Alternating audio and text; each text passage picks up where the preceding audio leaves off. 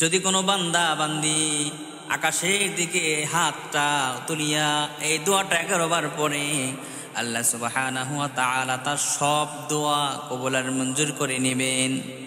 অনেকে বলে, হুজুর ও হুজুর আমি দোয়া করি, দোয়া কবুল হয় না।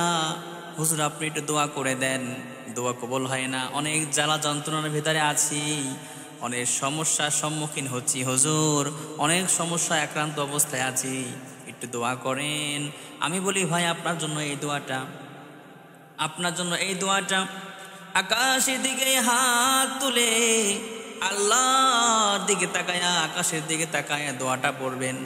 দোয়াটা বলতে সূরা ইউসুফের ৮৬ নং আয়াত, সূরা ইউসুফের ৮৬ নং আয়াত। আপনি পড়ার আগে দোয়া কবুলে কিছু দিক নির্দেশনা আছে, নিয়ম কারণ আছে। মনে করেন আপনি পাক পবিত্র হবেন, পাক পবিত্র পরিষ্কার পরিচ্ছন্ন ভালো পোশাক পরিয়া, পরিষ্কার পরিচ্ছন্ন পোশাক পরিয়া পাক পবিত্র হওয়ার পরে আপনি নির্জন নির্বিতে একা একা স্থানে বসবেন। বসার পরে আপনি নবী করিম সাল্লাল্লাহু আলাইহি সাল্লামের উপরে কয়েকবার দুরূদ শরীফ পাঠ করবেন। নিয়মটা ভালো করে শুনে নেন। পবিত্র হওয়ার পরে নবী করিম সাল্লাল্লাহু আলাইহি সাল্লামের দুরূদ শরীফ পাঠ করবেন, যেমন আল্লাহুম্মা সাল্লি আলা সাইয়্যিদিনা মুহাম্মাদিন আন-নাবিয়্যিল উম্মি ওয়া আলিহি ওয়া সাল্লিম। আল্লাহুম্মা সাল্লি আলা সাইয়্যিদিনা মুহাম্মাদিন আন-নাবিয়্যিল উম্মি ওয়া আলিহি ওয়া সাল্লিম। কয়েকবার দুরূদ শরীফ পাঠ করবেন। এরপরে আউযু বিল্লাহি মিনাশ শাইতানির রাজিম, বিসমিল্লাহির রহমানির রহিম পড়বেন। এরপর আকাশের দিকে তাকায়া এই আয়াতটা 11 বার পাঠ করবেন। এই আয়াতটা 11 বার যদি পাঠ করতে পারেন, আল্লাহ সুবহানাহু ওয়া তাআলা আপনার সকল আশা আকাঙ্ক্ষা দোয়া কবুল মঞ্জুর করে নেবেন।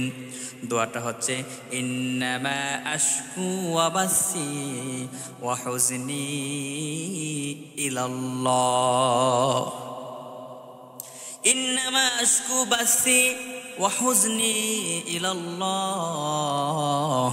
এই দোয়াটা আকাশের দিকে তাকায় হাত তুলে 11 বার পড়বেন। মনে যত আশা আকাঙ্ক্ষা জ্বালা যন্ত্রণা আছে সব আল্লাহর কাছে বলবেন। আল্লাহ সব আশা আকাঙ্ক্ষা জ্বালা যন্ত্রণা সব পূরণ করে দেবে, দূর করে দেবে। সুবহানাল্লাহ।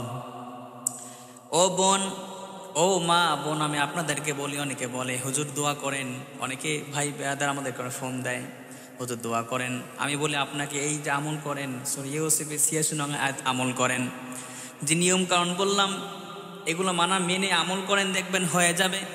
দুনিয়ার কোডে জোসের কাছে মানুষের কাছে বিচার দিয়ে যেগুলা আপনি সায়রায় পান নাই, আল্লাহর কাছে বিচার দিয়ে দেন। আল্লাহ দেখবেন এমন একটা হালাত করে দেবে, এমন একটা পরিবেশ পরিস্থিতি করে দেবে যে আপনাকে কষ্ট দিয়েছে সে আপনার কাছে আইসা পা ধরে বাধ্য হয়ে মাফ চাইতে বাধ্য হবে। এই আমলটা এমন পাওয়ারফুল, এই আয়াতটা এত পাওয়ারফুল, এই আয়াতের ক্ষমতা এত মহাসীন, এত ক্ষমতা যদি মনে প্রাণে বিশ্বাস করতে পারেন, মনে প্রাণে বিশ্বাস করে আয়াতটা আমল শুরু করেন, আল্লাহ সুবহানাহু ওয়া তাআলা আপনার সব আশা আকাঙ্ক্ষা পূরণ করে দেবে। জোরে বলেন সুবহানাল্লাহ।